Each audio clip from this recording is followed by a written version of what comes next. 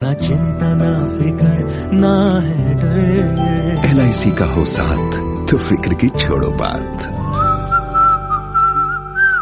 दोस्तों नमस्कार, मेरा नाम रोहित शर्मा है। मैं इंश्योरेंस एडवाइज़र हूँ और मैं आपको आज एक LIC की बहुत ही बेहतरीन प्लान के बारे में जानकारी दूंगा। दोस्तों ये प्लान है जीवन लाभ। ये LIC ऑफ इंडिया की तरफ से short term investment plan launch किया गया था। माय डियर फ्रेंड्स, इस प्लान की सबसे मुख्य विशेषताएं ये हैं कि इस प्लान में 3 ऑप्शंस हैं हमें टर्म सेलेक्ट करने के लिए, जो कि सबसे पहला है 25 साल, दूसरा है 21 साल और तीसरा है 16 साल का। दोस्तों जब भी हम किसी पॉलिसी में अपना टर्म अपने नीड के हिसाब से, अपनी प्लानिंग के हिसाब से हम सेलेक्ट करते हैं, तो हमें उस सेलेक्टेड टर्म तक पेमेंट जमा करना होता है, प्रीमियम जमा करना होता है। लेकिन इस पॉलिसी के अंतर्गत यदि आपने 25 साल का टर्म अपने लिए सेलेक्ट किया है तो आपको जो प्रीमियम जमा करना होगा सिर्फ और सिर्फ 16 साल तक प्रीमियम जमा करना है। दूसरा विकल्प जो है वो है 21 वर्ष का। यदि आपने प्लान की अवधि 21 वर्ष के लिए सेलेक्ट किया है तो आपको जो प्रीमियम जमा करना होगा वो सिर्फ और सिर्फ 15 साल तक जमा करना होगा। तीसरा एंड लास्ट ऑप्शन जो है वो है 16 वर्षों का। यदि आपने प्लान की अवधि 16 वर्ष के लिए सेलेक्ट किया है तो उसमें से आपको जो पैसे जमा करने होंगे सिर्फ और सिर्फ 10 साल तक पैसे जमा करने होंगे। दोस्तों एक ही समय पर सुरक्षा के साथ निश्चित रिटर्न की सुविधा भी उपलब्ध है इस पॉलिसी में। साथ में दूसरे बेनिफिट की यदि बात की जाए तो 2 वर्षों तक प्रीमियम भरने के बाद यदि आपको कभी भी पैसे की जरूरत पड़ती है तो इस योजना में लोन की सुविधा उपलब्ध है, जिसका बेनिफिट आप भली भांति ले सकते हैं। इसके साथ साथ यदि राइडर की बात करें तो एक्सीडेंटल डेथ और डिसेबिलिटी के रूप में 2 एड ऑन राइडर्स भी उपलब्ध हैं, जिसका आप एक मिनिमम सा प्रीमियम भर के इसका बेनिफिट उठा सकते हैं। दोस्तों बढ़े जाने वाले प्रीमियम पर 2 टाइप के टैक्स रिबेट भी मिलता है आपको। जब आप इसमें प्रीमियम जमा करते हैं तो भारतीय इनकम टैक्स की धारा 80C के अंतर्गत आपको टैक्स की रिबेट दी जाती है, जिसका मैक्सिमम लिमिट 1.5 लाख रुपए तक है। साथ में जब मैच्योरिटी का अमाउंट आपको मिलता है एक्चुअली वो ज़्यादा बड़ा अमाउंट होता है। अक्सर हम देखते हैं कि कहीं भी और हम इन्वेस्टमेंट करते हैं इंश्योरेंस इंडस्ट्री के अलावा तो उसमें से टैक्स डिडक्शन के बाद ही हमें पैसा मिलता है। लेकिन इस पॉलिसी के अंतर्गत जो भी आपका मैच्योरिटी का अमाउंट मिलता है वो बिल्कुल ही टैक्स फ्री अमाउंट होता है।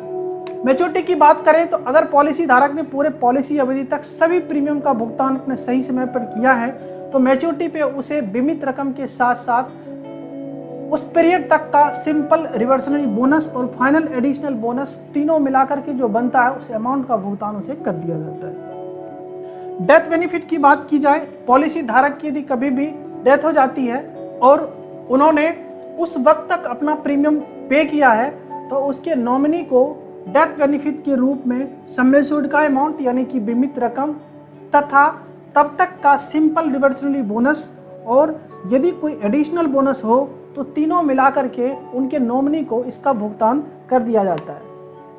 बात करते हैं राइडर की।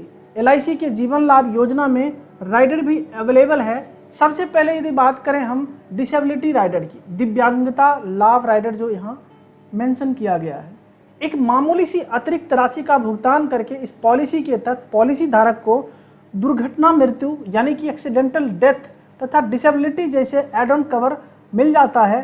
यह राइडर जो है नाबालिगों के लिए उपलब्ध नहीं है, लेकिन यदि किसी बच्चे को हम पॉलिसी देते हैं और उसका उम्र उस टाइम 18 से बिलो है तो उस टाइम तो अप्लीकेबल नहीं होगा, पर जैसे ही पॉलिसी धारक 18 वर्ष का हो जाता है तो इस राइडर का बेनिफिट वो ले सकता है। दूसरे यदि हम न्यू टर्म एश्योरेंस राइडर की बात करें तो वो भी इस पॉलिसी के अंतर्गत अवेलेबल है। इसके तहत अगर पॉलिसी अवधि के दौरान पॉलिसी धारक की मृत्यु हो जाती है तो उसे एक अतिरिक्त रकम जो कि टर्म एश्योरेंस बीमित रकम के बराबर होती है का भुगतान किया जाता है, बस राइडर कवर प्रभाव में हो यानी कि इफेक्टिव हो। इस राइडर के तहत जो मैक्सिमम लिमिट है वो है 25 लाख रुपए का। दोस्तों अब इसकी कुछ एलिजिबिलिटी की बात करते हैं हम, तो बीमित रकम जो मिनिमम है वो है 2 लाख रुपए और मैक्सिमम की कोई सीमा नहीं है। आप अपनी पॉकेट के हिसाब से, आप अपनी प्लानिंग के हिसाब से कुछ भी अमाउंट इसमें से सेलेक्ट कर सकते हैं। और एंट्रेंस की बात करें तो पॉलिसी धारक की जो एज है वो मिनिमम 8 साल कंप्लीट होना चाहिए। और मैक्सिमम की बात करें तो जिनकी आयु मैक्सिमम 59 हो चुकी है उनको हम पॉलिसी दे तो देंगे, पर उनको मैक्सिमम जो टर्म मिलेगा वो सिर्फ 16 साल के लिए मिलेगा। जिनकी आयु 54 वर्ष की है उनको हम 21 वर्ष की भी पॉलिसी दे सकते हैं, और जिनका उम्र 50 वर्ष है उनको हम 25 वर्ष की भी पॉलिसी दे सकते हैं। मैच्योरिटी की बात करें तो मैच्योरिटी के टाइम मैक्सिमम जो एज होनी चाहिए वो सिर्फ 75 है। इससे ज़्यादा की यदि होगी तो हम अपने प्लान के हिसाब से उनको एडजस्ट करके ही पहले प्लान देंगे, ताकि मैच्योरिटी के टाइम पे 75 से उनका एज क्रॉस ना हो सके। बात करते हैं प्रीमियम भुगतान की, तो प्रीमियम भुगतान करने के लिए LIC of India 4 option provide करवाती है। सबसे पहला वार्षिक ईयरली मोड में आप अपना प्रीमियम जमा कर सकते हैं। दूसरा विकल्प है हमारे पास छमाही हाफ ईयरली मोड में जमा कर सकते हैं हम। तीसरा है तिमाही क्वार्टरली मोड में जमा कर सकते हैं। एंड लास्ट ऑप्शन है मासिक, जिसे हम मंथली मोड में ECS जिसको बोलते हैं, मंथली मोड में भी हम प्रीमियम को जमा कर सकते हैं। ग्रेस पीरियड की बात करें तो ग्रेस पीरियड होता क्या है? ग्रेस पीरियड ये होता है कि जब भी आपको एक प्रीमियम का डेट डिसाइड होता है कि इस तारीख को आपको प्रीमियम भरना है, तो हमें उसी तारीख को प्रीमियम भरना चाहिए।